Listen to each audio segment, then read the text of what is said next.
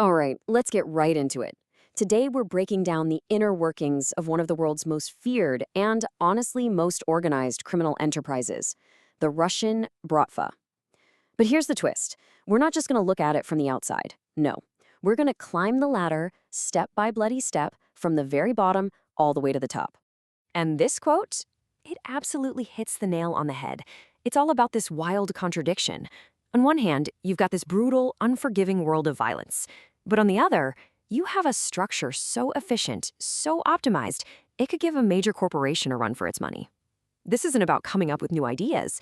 It's about perfecting a system of ruthless efficiency. That's the billion-dollar question, isn't it? And that's what we're going to answer. So think of this as your, let's call it a career guide for navigating the criminal underworld. So where do you even start on a ladder like this?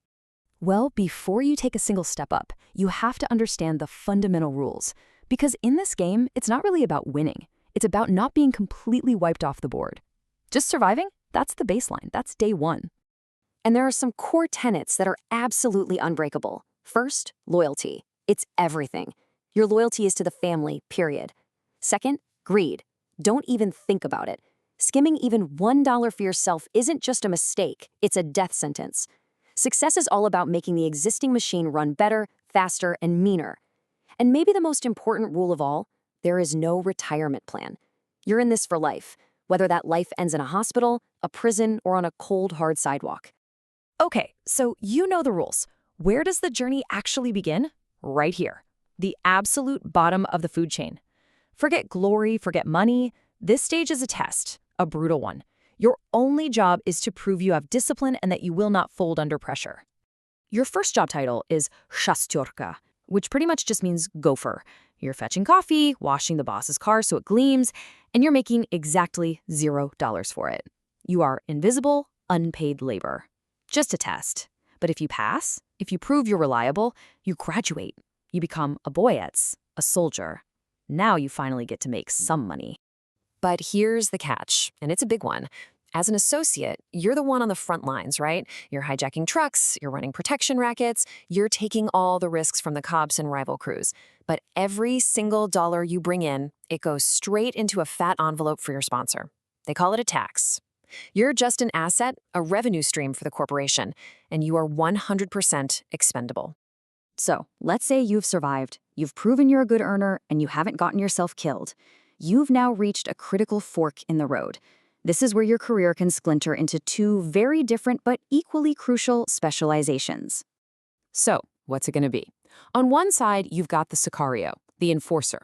Your currency isn't money, it's pure, uncut fear.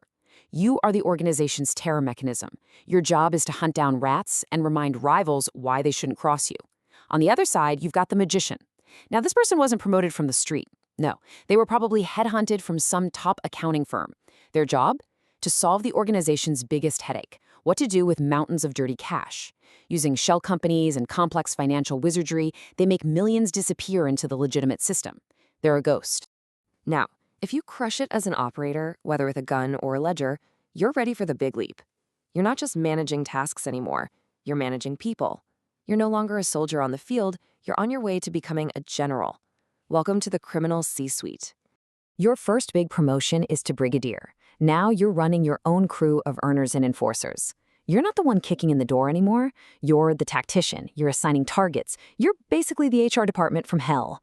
Do well there and you can become a regional boss. Now you're a true general, overseeing a whole territory, managing multiple brigadiers.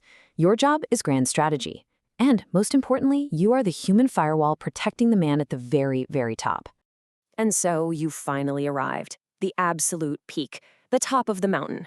And up here, it's not just about power anymore. It's about being completely untouchable, a ghost in the machine who pulls all the strings. At the very top, you are the Pakhan, the father.